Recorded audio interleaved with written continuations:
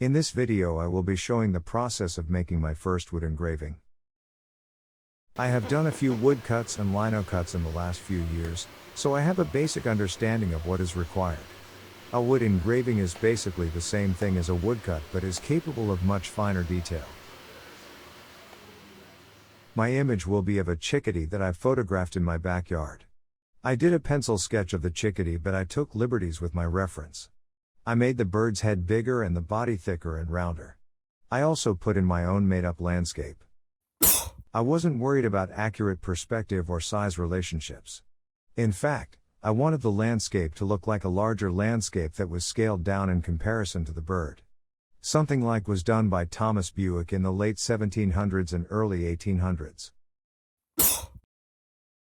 After getting my pencil sketch the way I want it, I rub some white pastel on the back and transfer it to a piece of 5 by 7 inch resin gray that has been coated with a thin layer of black India ink. Then I start cutting.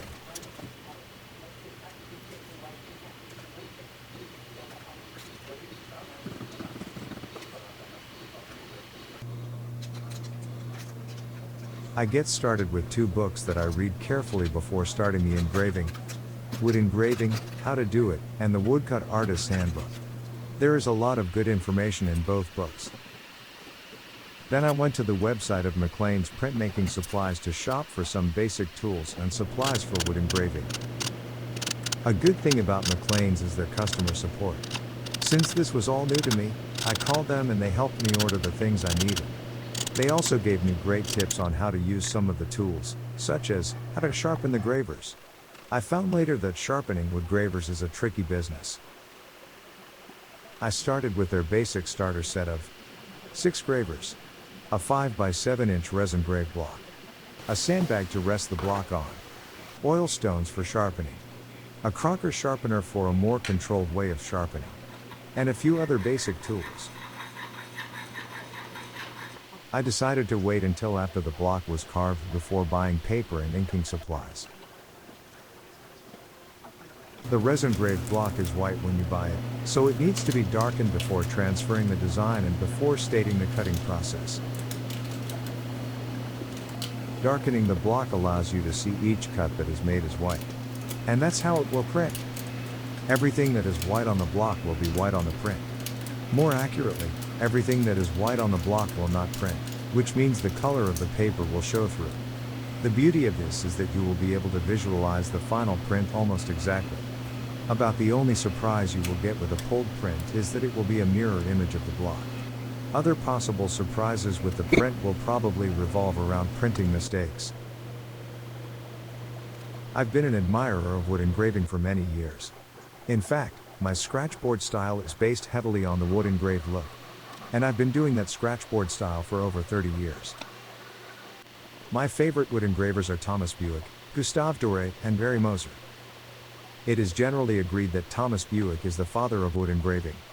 He wasn't the very first to use it, but he's the one that made it popular. He made it popular by coming up with more efficient ways of cutting the block. The method of cutting he used is called white line. It's called white line because the block is coated with black before the engraver begins cutting the block. Then when the engraver makes a cut it leaves a white line. Another artist known for wood engraving is Gustave Doré.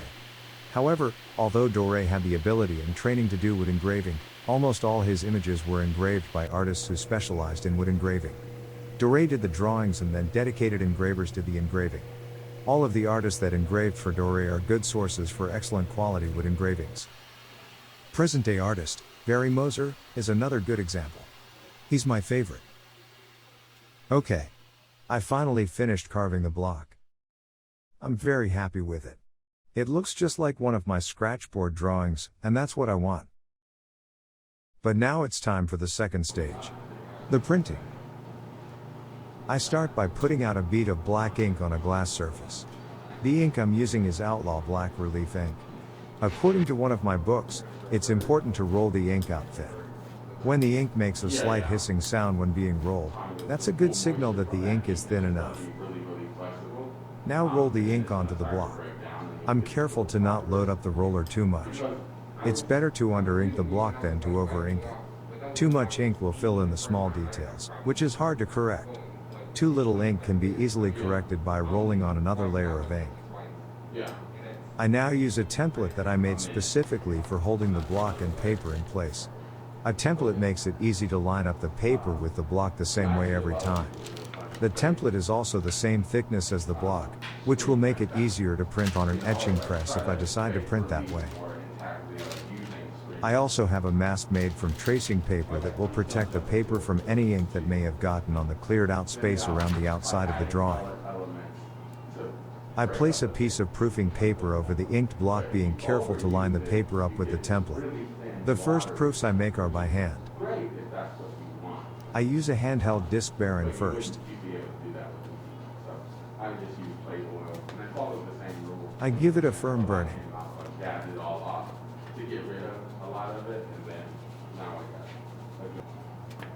Then I lift a corner of the paper to see how it's working.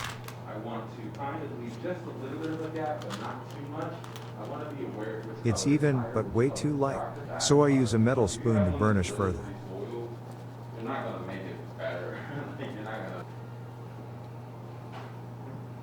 I lift the edge of the paper again to check.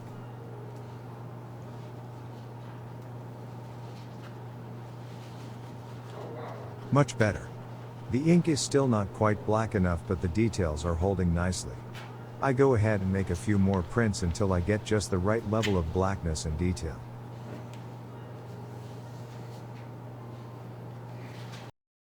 In the end, I used an etching press for printing the edition. The press was faster and produced better quality prints. I was very excited with the final results of my first wood engraving. I've tried several different methods of printmaking by now, and I think it's wood engraving that I'm going to focus on. I hope you enjoyed this video, and if you did, please click like and subscribe to my channel. Also, please leave your comments with any suggestions or questions.